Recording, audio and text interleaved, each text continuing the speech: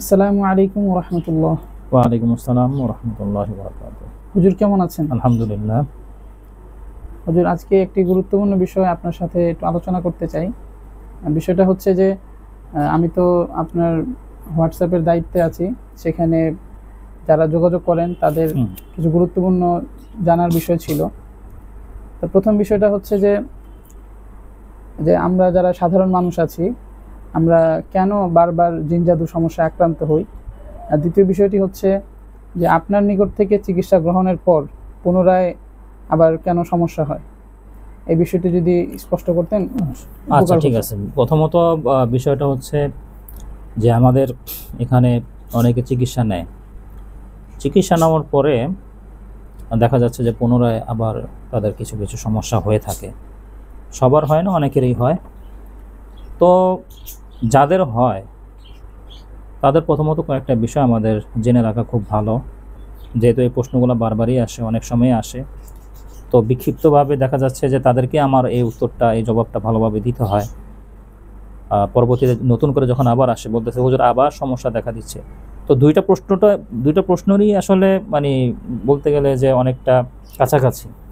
হ্যাঁ, যে প্রথমত প্রশ্ন হচ্ছে সমস্যা কেন বারবার হচ্ছে। হ্যাঁ, অনেকটা মানুষরা হীনমন্যতায় ভুগে, যে একটা শত্রু আমাকে আক্রমণ করতেছে, বারবার আমাকে জাদু করতেছে, তো আমি চিকিৎসা নিচ্ছি, সুস্থ হচ্ছি, আবার পুনরায় আবার আমার উপরে জাদু করতেছে। তো প্রথমত আসলে কি যে আমরা মানুষ হিসাবে আমরা কেমন জাতি, নিজেকে নিয়ে সবার আগে ভাবা সবার আগে জরুরি।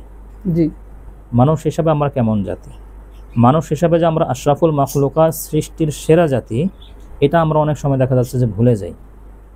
আমরা এটা নিয়ে কখনো আমরা গবেষণা করি না যে আমরা ফেরেশতাদের থেকেও আমরা ঊর্ধ্বে, যদি আমাদের মধ্যে তাকওয়া পরহেজগারিতা সর্বোচ্চ শিখরে যদি থাকে, অর্থাৎ আমাদেরকে আল্লাহ তাআলা জান্নাত দান করবে, ঠিক তেমনইভাবে আমরা যদি সীমা লঙ্ঘনকারী হই তাহলে আমাদের জন্য জাহান্নাম রয়েছে।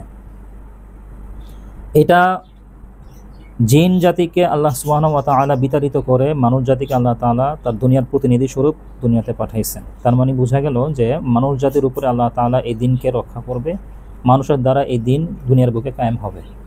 তার মানে বোঝা গেল যে মানুষ সর্বশ্রেষ্ঠ জাতি এবং মানুষ হচ্ছে সর্বোচ্চ সম্মানের জায়গায়। হ্যাঁ, তো এই জায়গা থেকে যখন নাকি একজন মানুষ বলে যে হুজুর আমি বারবার শত্রুর মোকাবেলায় আমি পরাস্ত হচ্ছি, বারবার আমাকে জাদু করতেছে, তাহলে একটা মানুষ কতটা মানসিকভাবে দুর্বল এবং সে মানুষ হিসেবে দুর্বল, এটা কিন্তু তার মুখের কথায় প্রতীয়মান হয়। হ্যাঁ, যেখানে আল্লাহ সুবহানাহু ওয়া তাআলা কোরআনে কারীমের মধ্যে একটা আয়াতের মধ্যে বলেছেন ওয়ালা তাহিনু ওয়ালা তাহজানু ওয়া আনতুমুল আ'লাউনা ইন কুনতুম মুসলিমিন, তোমরা হীনমন্যতায় ভুগো না, ভুগ্য মনোরোধ হও না, কারণ তোমরা জেনে রাখো তোমরা শ্রেষ্ঠ জাতি যদি তোমরা মুসলমান হয়ে থাকতে পারো।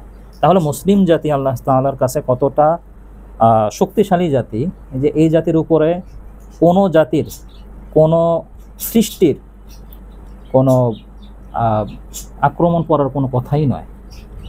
কারণ মুসলিম জাতি সে আল্লাহ তাআলাকে ভয় করে, সে আল্লাহ তাআলার নিকট আশ্রয় চায় এবং রক্ষাকারী হিসেবে একমাত্র আল্লাহ তাআলার উপরেই ভরসা রাখে। তো বাস্তবতা এইটাই যে আমার কাছে অনেক রোগীরা এসে বলে যে হুজুর আমাদেরকে এমন কিছু দেন যে জিনিসটা আমার কাছে থাকলে কোনো শত্রু আমাকে কিছু করতে পারবে না। এর থেকে আসলে মানে ক্লান্ত বা কি বলবো এটাকে, মানে দুঃখ জাতীয় কথা আসলে আর কিছু হইতে পারে না, লজ্জাজনক বিষয় আর কিছুই হইতে পারে না যে একজন মানুষ আরেকজন মানুষের কাছ থেকে সে সাহায্য চাচ্ছে এইভাবে যে আমাকে এমন একটা কিছু দেন, মানে আমি তাকে এমন একটা কিছু দিব, এমন একটা প্রোটেকশন দিব যে প্রোটেকশনের মাধ্যমে সে নিজেকে সুরক্ষা রাখতে পারে। তার মানে সে ব্যক্তি হিসেবে কতটা দুর্বল হলে সে অন্যের কাছে এইভাবে সাহায্য চাচ্ছে। মানুষ জাতিকে আল্লাহ তাআলা কীভাবে সৃষ্টি করেছেন সেই বিষয়ে একটু আলোচনা করলাম। আসলে এই সমস্ত বিষয় নিয়ে আলোচনা করতে গেলে দীর্ঘ আলোচনা হয়, অনেক লম্বা আলোচনা হয়। তো আমি সংক্ষেপে মুখতাসারভাবে কিছু কথা আমি আপনাদেরকে বলি। সেটা হচ্ছে যে সবার আগে আপনি নিজেকে নিয়ে ভাবেন যে আপনি মানুষ হিসেবে কি, আপনার মধ্যে আল্লাহ তাআলা কেমন শক্তি দান করছেন। মানুষকে আল্লাহ তাআলা দুইটা জিনিস দ্বারা আল্লাহ তাআলা সৃষ্টি করেছেন, এক হচ্ছে শরীর আর এক হচ্ছে আত্মা। এই দুটো জিনিসের সমন্বয়ে তো একটা মানুষ সম্পৃক্ত হয়, তাই না, মানুষ হয়। হ্যাঁ, আত্মা ছাড়া যেরকম শরীরের কোনো মূল্য নাই, তখন সেটা মরা লাশ হয়ে যায়, ঠিক আছে? ঠিক তেমনইভাবে শুধু আত্মা দ্বারা আত্মারও কোনো মূল্য নেই যদি তার মধ্যে যদি শরীর না থাকে, জিসিম না থাকে, তাই না? অর্থাৎ কোনো আত্মা আমরা এটাকে দেখতে পাই না। মানুষ যখন নাকি অসুস্থ হয়ে যায়, শারীরিকভাবে যখন নাকি অসুস্থ হয়ে যায়, তখন আমরা কিন্তু চিকিৎসার জন্য বিভিন্ন প্ল্যাটফর্ম, বিভিন্ন হাসপাতাল, বিভিন্ন ডাক্তারের খোঁজাখুঁজি করার চেষ্টা করি। এটা সত্য না? আমার শরীরে ক্যান্সার হয়েছে, আমার কিডনিতে সমস্যা হয়েছে, আমার লিভারে সমস্যা হয়েছে, তখন আমরা বিভিন্ন ডাক্তারের শরণাপন্ন হচ্ছি, ডাক্তারের ট্রিটমেন্ট গ্রহণ করছি। এটাও যেমন সত্যি কথা, ঠিক তেমনইভাবে এটাও সত্য যে আত্মারও কিন্তু রোগ হয়। হ্যাঁ, তা আত্মার রোগ কখন হয়? শরীরের মতোই ঠিক আত্মার রোগটা হয়। যেমন শরীরে মানুষের যখন নাকি রোগ হয়, এটা আমার চলাফেরার কারণে হতে পারে, খাদ্যাভ্যাসের কারণে হতে পারে, আস্তে আস্তে এটা হতে পারে, বিভিন্ন কারণে হতে পারে। তো বেশিরভাগ ক্ষেত্রেই কিন্তু দেখা যাচ্ছে যে নিজের খাদ্যাভ্যাস, নিজের কারণে এটা হয়ে যায়। আকস্মিকভাবেও এটা হতে পারে, ঠিক আছে? তো তখন আমরা কি করি? চিকিৎসা গ্রহণ করি। মানুষের রুহের কিছু খোরাক রয়েছে, আত্মার কিছু খোরাক রয়েছে। সেও খাদ্য খায়, তার খাদ্যটা হচ্ছে তার আমল। সে বদ আমলও নিচ্ছে, নেক আমলও নিচ্ছে। একজন মানুষ যখন নাকি বদ আমলে সম্পৃক্ত হতে থাকে, অর্থাৎ আল্লাহ সুবহানাহু ওয়া তাআলার পক্ষ থেকে তো আত্মাকে ভালো রাখার জন্য, আত্মাকে সিদ্ধ রাখার জন্য আল্লাহ তাআলা আমাদের উপর 5 ওয়াক্ত নামাজ ফরজ করেছেন। একজন ব্যক্তি যখন নাকি 5 ওয়াক্ত নামাজ আদায় করে, ঠিক তেমনইভাবে তার শরীরের যেমন সে সুস্থতা লাভ করে, সবচেয়ে বড় যে সুস্থতা লাভ করে সেটা হচ্ছে আত্মার। আত্মা কখনো তখন অসুস্থ হয় না। তো আমরা যখন নাকি নামাজ থেকে যখন নাকি ফারেগ হয়ে যাই, নামাজ যখন পড়া বাদ দিয়ে দিই, ঠিকমতো নামাজ আদায় করে না, বিশেষ করে যারা পুরুষ রয়েছেন তারা জামাতের সাথে নামাজ আদায় করে না, তখন আস্তে আস্তে দেখা যাচ্ছে যে তার আত্মার মধ্যে রোগ সৃষ্টি হয়। কিন্তু বাস্তবতা এটাই যে আমরা এটাকে কোনো রোগ মনে করি না। যারা নামাজ পড়ে না, সাধারণত আমরা মনে করি যে এটা কোনো সমস্যাই না, বা এর দ্বারা যে আমার আত্মার রোগ ব্যাধি আস্তে আস্তে সৃষ্টি হচ্ছে, তারা এটা মনে করে না। সাধারণত আমাদের মধ্যে একটা জিনিস সবচেয়ে বেশি কাজ করে, যারা ভালো মানুষ নিজেকে দাবি করে যে আমরা ভালো মানুষ। ভালো মানুষ কাকে বলে? ভালো মানুষ হচ্ছে যে তার দ্বারা অন্য মানুষ নিরাপদ থাকবে। ভালো মানুষ তাকেই বলে যার দ্বারা শিষ্টাচার সংগঠিত হবে। হ্যাঁ, এমন কোনো কাজ করবে না যার দ্বারা সমাজ, ব্যক্তি বর্গ তার দ্বারা ক্ষতি না হয়। এটাকে একটা ভালো মানুষ হিসাবে মানুষ ব্যাখ্যা করে থাকেন। কিন্তু ব্যক্তিগতভাবে আমি ভালো মানুষ, এবং আমি তখনই হব যখন আমি হকুল ইবাদত, যেরকম আল্লাহ তাআলার হক যেগুলো রয়েছে, যে আল্লাহ তাআলা আমার উপর নামাজকে ফরজ করেছেন, এটা আল্লাহ তাআলার হক, এটা যেমন সত্য, ঠিক তেমনইভাবে আমার উপরে যে নামাজটাকে ফরজ করা হয়েছে এর দ্বারা আমার আত্মা সুরক্ষিত থাকে, এটাও ঠিক কিন্তু সত্য।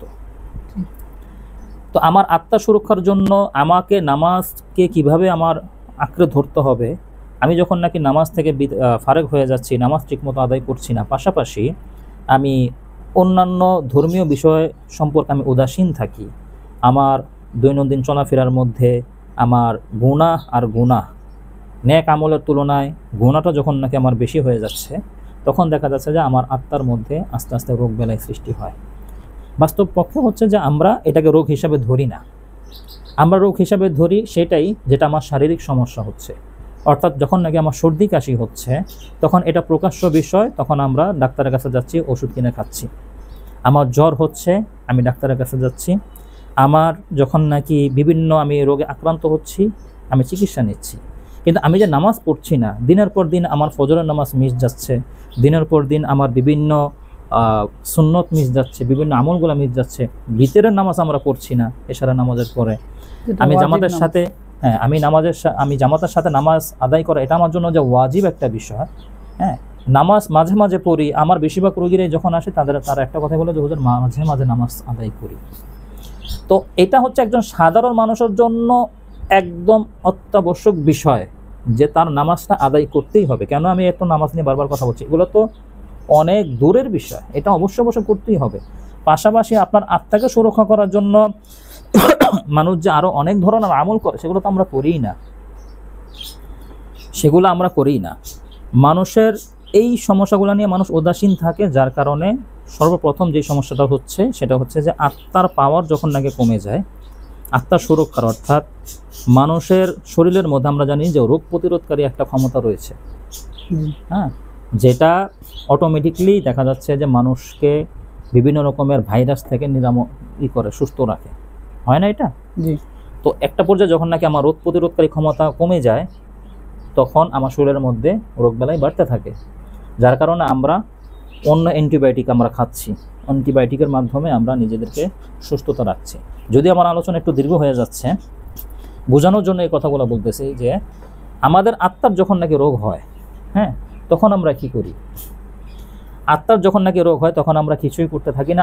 একটা পর্যায়ে দেখা যাচ্ছে যে আমার আত্মার মধ্যে যে শুভ শক্তি রয়েছে এবং অশুভ শক্তি রয়েছে, আমরা যখন নাকি নেক আমল করি, আল্লাহ তাআলার ইবাদত গুজার করি, তখন আত্মার যে শুভ শক্তি থাকে সেটা সবসময় সক্রিয় থাকে, অর্থাৎ এটা হচ্ছে তার রোগ প্রতিরোধকারী ক্ষমতা। যে কোনো ধরনের বিপদ আপদ এবং যে কোনো ধরনের রোগ বালাই, অর্থাৎ জিন জাদু যে নজরগুলো রয়েছে, বদ নজরগুলো রয়েছে, মানুষ যে মানুষকে ক্ষতি করে, এই যে একটা পাওয়ার, হ্যাঁ, এই যে শয়তানের সাহায্যে বা জিন্নাতের সাহায্যে যখন নাকি মানুষের ক্ষতি করতেছে, এইটা অটোমেটিকলি যে এটা আমাকে সুরক্ষিত রাখবে, আমার আমলের মাধ্যমে আমার আত্মা যে আমাকে সুরক্ষিত রাখবে, অর্থাৎ আত্মা নিজেই তার নিজের প্রোটেকশন করবে, হ্যাঁ, এটা তখন সে করতে পারে না, কারণ সে দুর্বল হয়ে যাচ্ছে আমার ব্যক্তিগত কারণে।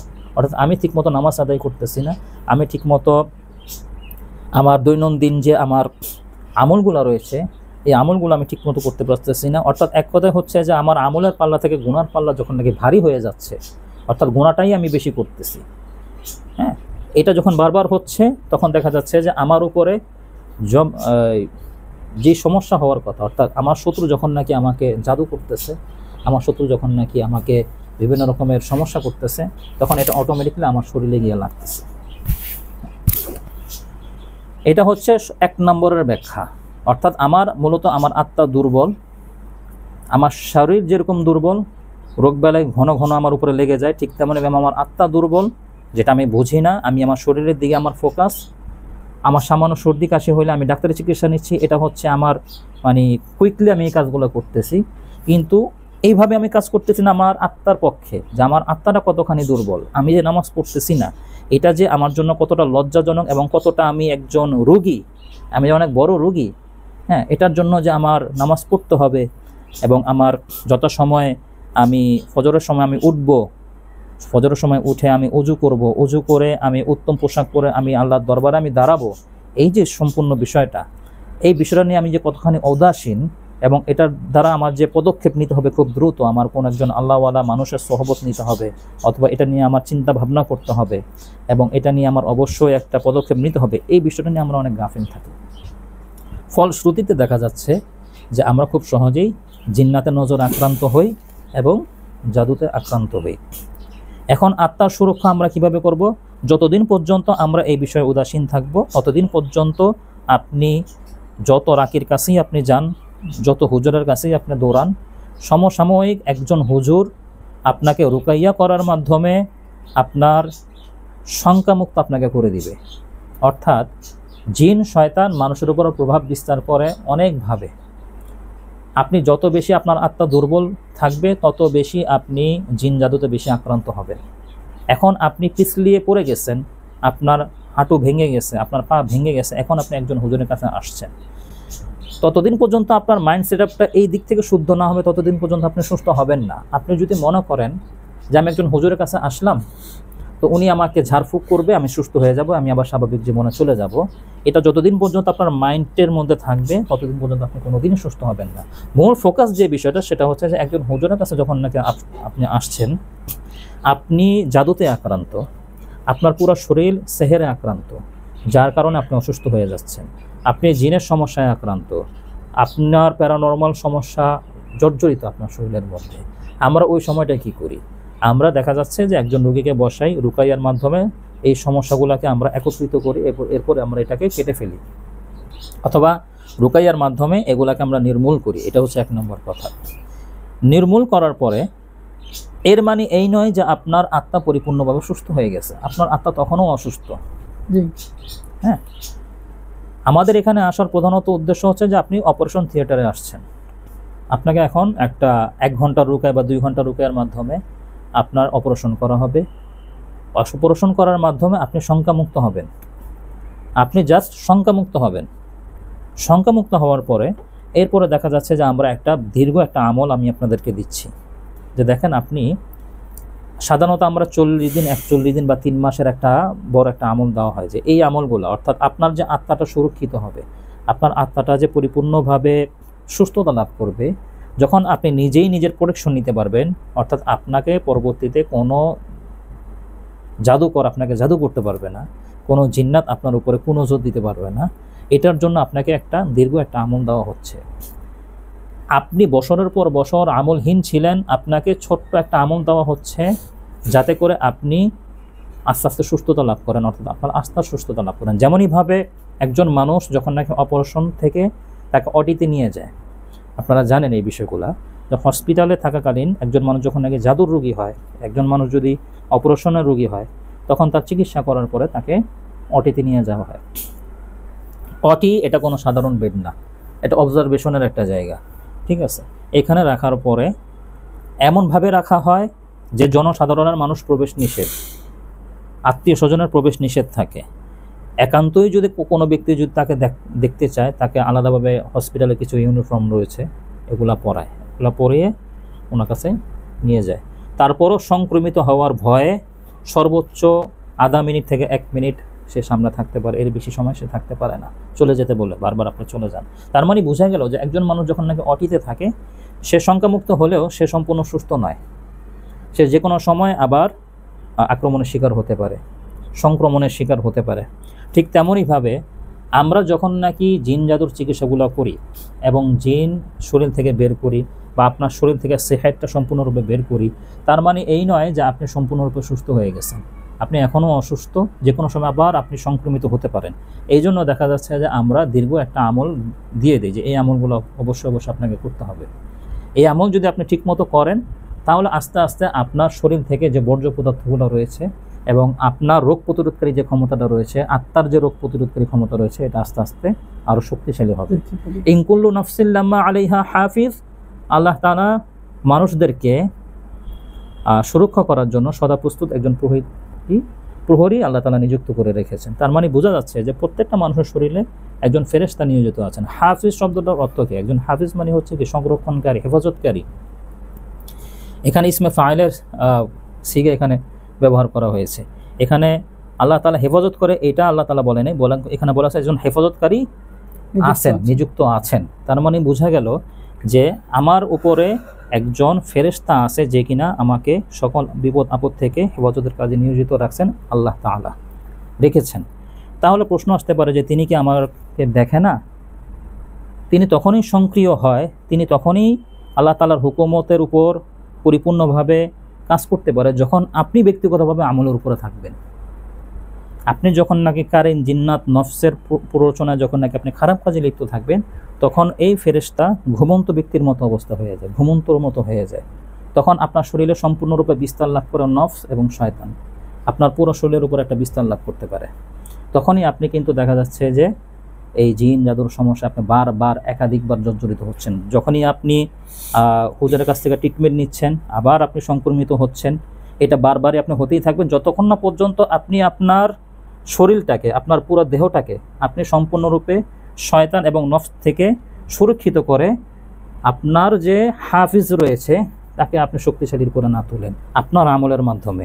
এই জন্য আমরা 41 দিনের যে আমলটা দিচ্ছি, আপনি শঙ্কামুক্ত হয়েছেন, আপনার যে প্রাচীর রয়েছে, যে প্রাচীরটা দেওয়া হয়েছে, এই প্রাচীরকে মজবুত করুন। এই প্রাচীরটা এখনও কাঁচা রয়েছে, যে কোনো সময় একজন জিন, জাদু অথবা জাদুকর আপনার উপর প্রভাব বিস্তার করলে এই প্রাচীরটা ভেঙে যাবে, কারণ এখন আপনার আমল দুর্বল।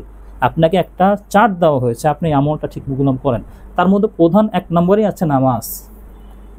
হ্যাঁ, এখন আমাকে অনেকে বলে হুজুর নামাজ পড়তে পারি না, নামাজ পড়তে দেয় না। এই যে নামাজ পড়তে দেয় না যে কথাটা বললো, এর থেকে বড় মিথ্যা কথা আর কিছুই হয় না। যদি বলা হয় নামাজ পড়তে দেয় না, আর এই উত্তরটা যদি আপনি কাল হাসরের ময়দানে দেন, তাহলে তো সম্পূর্ণ দোষ থেকে আপনি মুক্ত। আপনাকে নামাজ পড়তে দেয় না, তার মানে আপনি শঙ্কামুক্ত। সবাই যদি এই প্রশ্নের উত্তর দেয়, তাহলে তো কেউ জাহান্নামী হবে না, তাই না? তার মানে এখানে বোঝা গেল যে নামাজ পড়তে দেয় না এই কথাটা সম্পূর্ণ ভুল। বরঞ্চ আমি নামাজ পড়তে পারি না, আমার নামাজের মধ্যে অলসতা আসে, আল্লাহ তাআলার কোরবানি, আল্লাহ তাআলার পরীক্ষা তো এইখানেই। যখন একজন শয়তান আপনার শরীরের উপর বিস্তার লাভ করে, আপনি যদি পরিপূর্ণ আল্লাহ তাআলার উপর ভরসা রেখে যখন নাকি চিন্তা করেন যে যেহেতু আমাকে নামাজ পড়তে পারছি না, আমার নামাজের মধ্যে অলসতা আসে, নামাজের মধ্যে বিভিন্ন রকমের খারাপ চিন্তা বাসনা চলে আসে, তখন যদি আমি আমার মনকে স্থির করে যে না আমি আরো বেশি করে নামাজ আদায় করব, এটাই আমার জন্য যুদ্ধ, তখন সেখানেই কিন্তু শয়তান পরাজিত হয়ে যায়। সেখানেই শয়তান পরাজিত হয়ে যায়। শয়তানকে তো পরাজিত আমরা যে পরীক্ষার মধ্যে আমরা পড়ছি, আমাদের থেকে তো হযরত ইব্রাহিম আলাইহিস সালাতু ওয়াস সালাম আরও অনেক বড় বড় পরীক্ষার মধ্যে পড়ছেন, তাই না? আপনার ইসমাইল আলাইহিস সালাতু ওয়াস সালাম বাচ্চা না হওয়া থেকে শুরু করে যখন বাচ্চা হইল তখন তার উপরে কুরবানি ওয়াজিব হইল। আপনারা জানেন এগুলো, হ্যাঁ, যে এই যে প্রত্যেকটা আদেশ কি আল্লাহ তাআলা এমনভাবে ইব্রাহিম আলাইহিস সালামকে পরীক্ষা করছেন, পুরো জাতির মধ্যে কোনো ব্যক্তিকে এইভাবে পরীক্ষা করে নাই, কিন্তু তিনি প্রত্যেকটা পরীক্ষায় তিনি উত্তীর্ণ হয়েছেন। শয়তান প্রকাশ্যভাবে ওনাকে ধোঁকা দেওয়ার চেষ্টা করছে, তুমি এটা কি করতেছো, তোমার সন্তানকে তুমি কোরবানি করবা? হ্যাঁ, তো এই যে বিষয়গুলো শত বাধার মুখেও, শয়তানের প্রকাশ্য বাধার মুখেও তিনি এগুলাকে প্রতিহত করছেন, ফলে তিনি পরীক্ষায় উত্তীর্ণ হয়েছেন। আমাদেরও ঠিক একইভাবে, আমরা তো আসলে এত বড় পরীক্ষার সম্মুখীন হই নাই। আমার নিজের প্রোটেকশনের জন্য আমি নামাজ আদায় করব, হুজুর আমাকে যে আমলগুলো দিয়েছে এই আমলগুলো করব। বেশিরভাগ রোগীরা যখন নাকি আমার এখানে আসে, আমি যখন বলি যে আপনি এই আমলগুলো ঠিকমতো করছেন, তখন তিনি বলতেছেন যে হুজুর কিছুদিন গ্যাপ ছিল, হ্যাঁ এই সমস্যা ছিল, এই জন্য আমি করতে পারি নাই, এই জন্য আমরা করতে পারি নাই। তাহলে ভাই আপনাকে একটা আমল দেওয়া হয়েছে, এত লম্বা একটা আমল দেওয়া হয়েছে মূলত আপনার রুহানিয়াত বাড়ানোর জন্য, আপনার আত্মার ক্ষমতা বাড়ানোর জন্য, যাতে করে পরবর্তীতে কোনো অশুভ শক্তি, অর্থাৎ যত বড়ই জাদুকর হোক না কেন, আপনাকে যেন কোনো ক্ষতি করতে না পারে। আপনি আমার কাছে আসতেছেন যে হুজুর এমন কোনো আংটি দেন, এমন কোনো কিছু দেন যাতে কেউ আমাকে কোনো ক্ষতি করতে পারে না। এটা খুবই খুবই খুবই একটা লজ্জাজনক বিষয়।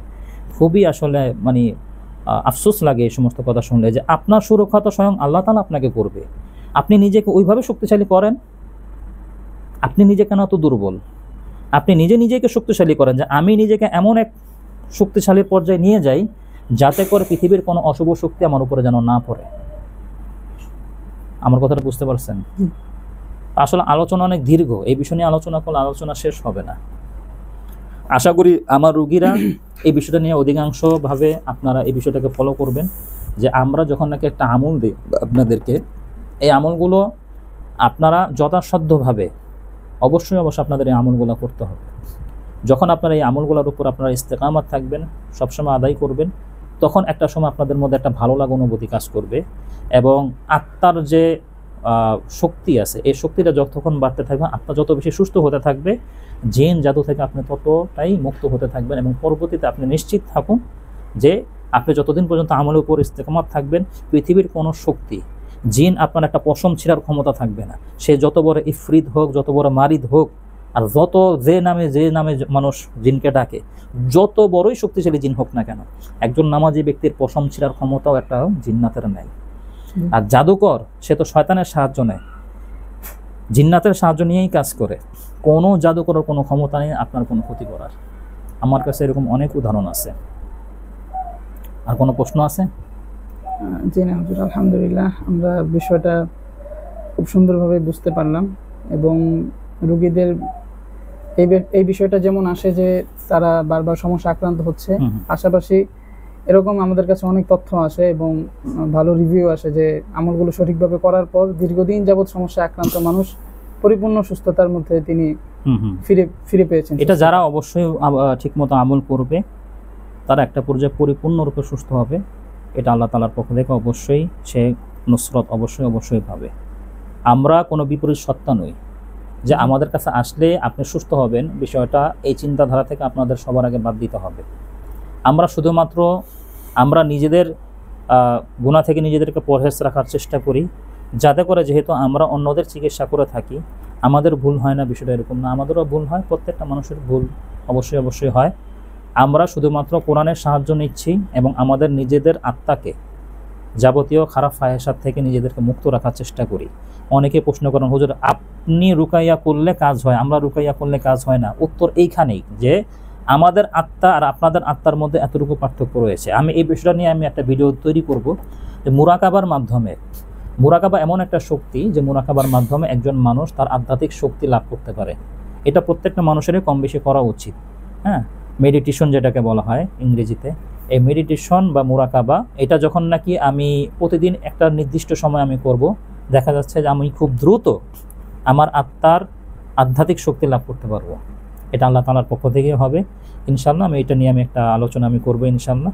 আল্লাহ তাআলা আমাদের সবাইকে ভালো রাখুক, সুস্থ রাখুক। আসসালামু আলাইকুম ওয়া রাহমাতুল্লাহি ওয়া বারাকাতুহু।